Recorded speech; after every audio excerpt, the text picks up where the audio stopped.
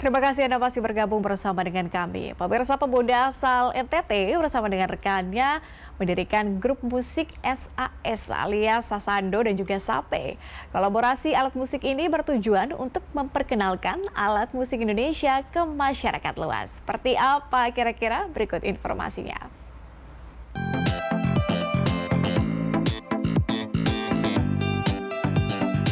Sasando adalah alat musik dawai yang berasal dari Pulau Rote, Nusa Tenggara Timur. Siapa sangka kalau Ganzer Lana inilah yang berperan penting untuk memperkenalkan alat musik petik ini. Pemuda asal Atambua ini punya mimpi besar. Ia ingin memperkenalkan Sasando ke masyarakat luas, terutama anak milenial.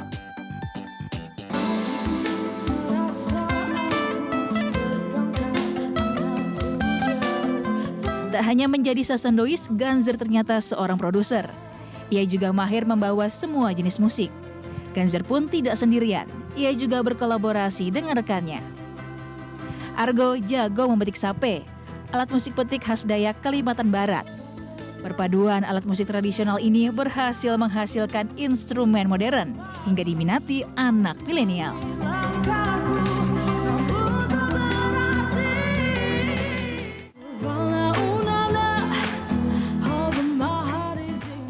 Di balik keahliannya ini, Ganzer juga sudah go internasional.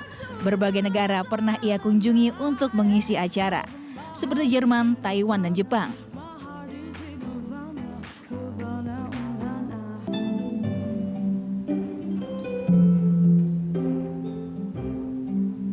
Menurut Ganzer, penampilannya yang paling berkesan ketika acara konser bersama orkestra terbaik dunia di Taiwan. Sebelumnya, Ganzer dan rekannya juga sempat ikut dalam ajang pencarian bakat.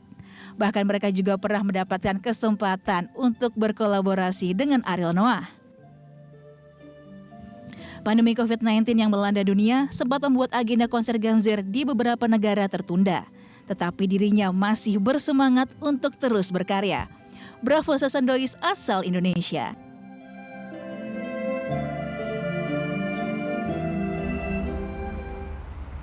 Nah, pasti pemirsa penasaran nih ya terkait dengan hal itu, dan untuk mengetahui informasi lebih lanjut dengan Sasandois Indonesia, kita sudah terhubung dengan penggagasnya yakni Ganzer Lama. Selamat pagi Ganzer. Halo guys, selamat pagi. Senang sekali hari ini bisa bergabung di Berita Satu Pagi. Saya sendiri merasa terhormat ya. Saya melihat tadi pertunjukan dari Ganzer dan juga teman-teman itu keren banget sih, jadi pengen joget jadinya ya. Tapi ngomong-ngomong, Ganzer, kalau berbicara soal ini ya, karir mungkin ya, berawal dari awal mula kemudian bermain, bisa main di Sasando. Ini seperti apa nih Ganzer? Karena kan kalau melihat background mungkin Ganzer ini kan asalnya dari Atambua ya, sedangkan Sasando sendiri dari Pulau Rote. Ini ceritanya gimana sih?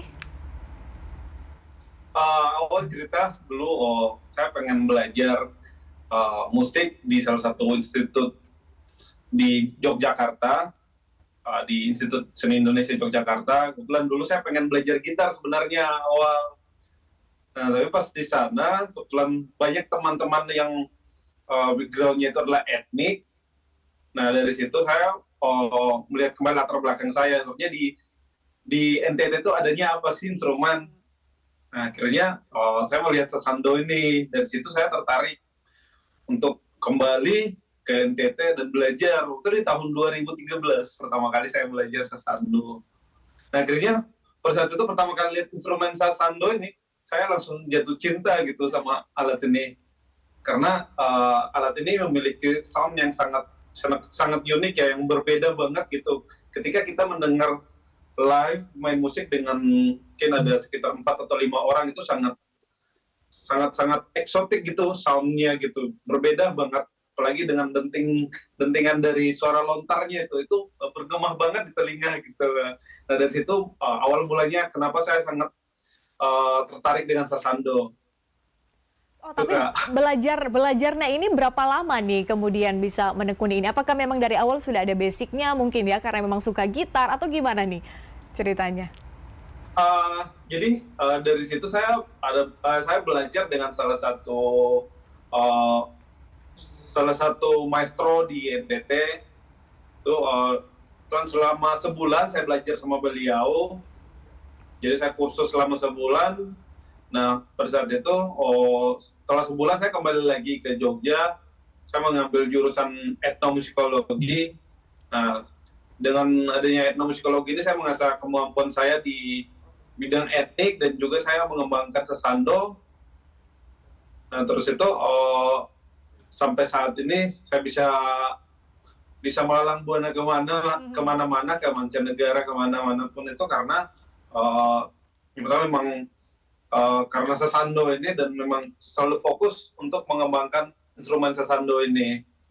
Oke, keren-keren. Tapi gimana sih idenya? Maksudnya awalnya itu kemudian berkolaborasi gitu ya, atau mengkolaborasikan antara alat musik tradisional serta modern nih. Kemudian mendapatkan irama yang tadi saya lihat juga di awal di paket pengantar tadi, ini seperti apa ceritanya nih? Jadi kan memang yang mau dibilang perkembangan di era sekarang ini kan semakin berkembang kan, dari musik-musik ataupun semuanya gitu. Jadi saya melihat instrumen-instrumen etnik Indonesia, salah satunya adalah sesando, itu harus diinovasi dengan saya mungkin dengan mungkin dengan musik-musik modern gitu, sehingga instrumen-instrumen etnik ini bisa gampang diterima masyarakat milenial. Nah, hal pertama itulah yang pertama saya mikirkan, bagaimana instrumen etnik ini bisa berkembang di masyarakat umum di Indonesia, karena dibilang sesando ini sekarang bukan hanya punya NTT saja, tapi punya Indonesia gitu. Jadi memang Dari ini situ, ya. Oke, saya sepakat ya, karena memang kita mau tidak mau harus juga mengikuti perkembangan zaman gitu ya. Jangan sampai kemudian kita tertinggal dan melupakan hal-hal yang seperti ini, yang sifatnya tradisional. Tapi sejauh ini Ganzer sudah pernah perform sama siapa aja nih? Ini mungkin ada, tadi kalau nggak salah ada Ariel sama Ariel ya, tadi ya, Ariel Noah. Kemudian ada dengan musisi mana saja nih? Ada lokal atau internasional nih? Ada nggak kira-kira? Ada sih, kalau yang udah banyak artis sih, kayak ada Bang Eka Gustiwana juga, sama WG juga udah pernah, Cenio sudah pernah, terus itu sama ini Leodra juga udah pernah, terus sama Bang Ariel juga pernah, terus sama The Massive juga udah, Titi DJ juga udah, banyak sih, banyak. Keren ya. Banyak. Keren ya, mendengarkan musisi-musisi ternama pun sudah pernah berkolaborasi dengan Ganzer. Tapi sejauh ini perform yang mana sih yang paling diingat oleh Ganzer gitu ya? Karena dengan sekian banyak penampilan, performance yang sudah dilakukan, mana yang paling diingat? Performance pada saat apa dan kapan waktu itu? Dan sejauh ini tantangan yang Ganzer hadapi begitu saat harus mempromosikan mungkin ya, atau memperkenalkan soal alat musik ini seperti apa sejauh ini? Oke. Yang pertama tadi ini ya, hal yang paling berkesan bagi saya ya, itu dari semua perform saya itu waktu saya diundang untuk perform di Taiwan. Nah, waktu itu saya diundang dari salah satu sekolah musik etnik orkes terbaik di Taipei, itu TCO namanya, Taiwan Chinese Orchestra gitu. Nah, di situ yang pertama saya benar-benar kagum dengan perkembangan musik etnik di Taiwan. Mereka menggabungkan instrumen-instrumen etnik ke dalam sebuah orkestra. Dan saya sangat bangga, kenapa? Karena mereka mengundang saya dan memainkan karya-karya saya waktu itu di sana. Wow. Dari situ itu pengalaman yang tidak pernah terlupakan, dan dari situ saya berinisiatif untuk instrumen-instrumen etnik itu harus berkembang seperti yang di sana gitu. Jadi bagaimana instrumen-instrumen etnik ini bukan saja memainkan musik-musik etnik, tapi bisa juga ke musik pop atau musik klasik, ke semua genre musik gitu. Nah, itulah pengalaman yang paling berkesan bagi saya gitu. Oke. Dari sekian banyak performance gitu yang paling diingat adalah performance itu tadi di Taipei ya, benar ya? Iya, Iya, benar, di Taipei. Taipei. Nah, oke, Ganser selanjutnya nih, saya mau tanya soal dukungan pemerintah gitu ya. Ini kan adalah alat musik yang mau tidak mau juga butuh perhatian dari pemerintah gitu ya untuk kemudian mempromosikan ini, memperkenalkan ini. Tapi sejauh ini yang Ganser lihat atau rasakan mungkin bantuan atau dukungan dari pemerintah untuk mempromosikan alat musik ini seperti apa sejauh ini? Sejauh ini menurut saya memang ada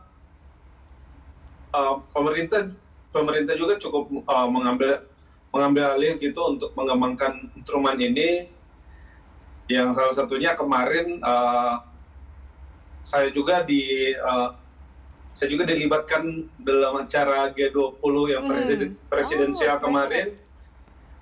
Nah, kebetulan yang makan yang untuk mengiringi makan siang kebetulan saya mainkan waktu kemarin di Bali. Gugup nggak? Dan menurut saya pemerintah cukup mengambil dari situ dalam mengembangkan instrumen ini, dan juga tetapi ya tidak bisa dipungkiri bahwasannya tidak semua orang yang pemerintah dukung dengan 100% gitu. Pada akhirnya memang semua berkembang terjadi juga karena perkembangan dari masyarakat sendiri gitu. Yang saya lihat saat ini di NTT. Jadi tidak semuanya pemerintah itu mendukung, tapi ada yang memang didukung dan ada yang tidak gitu. Menurut saya terjadinya kurang merata gitu untuk perkembangan sasando sendiri di NTT. Sehingga bisa kita lihat perkembangan sasando sendiri untuk saat ini memang sangat berkembang gitu dari permainannya, dari jumlah orang ya, dari jumlah orang semakin banyak orang mempelajari sasando.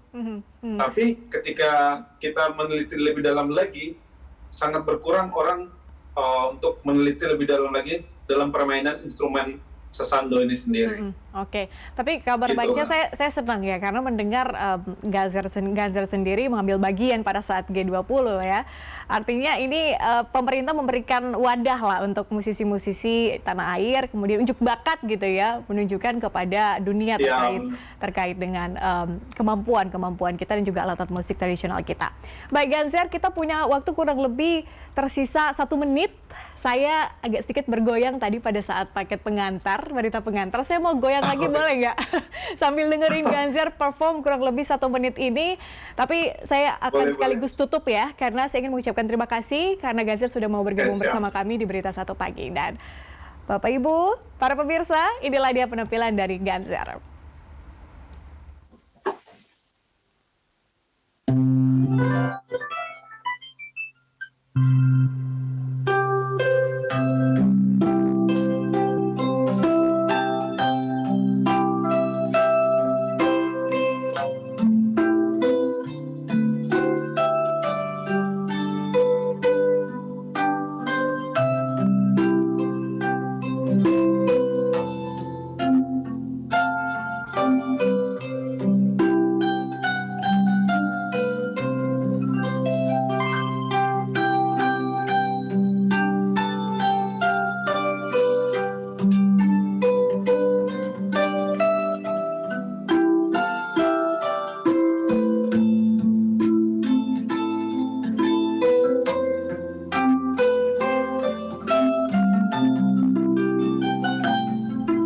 Iya, tiba-tiba rasanya syahdu gitu ya. Senang sekali mendengarkannya. Terima kasih Ganser sudah bergabung bersama dengan kami.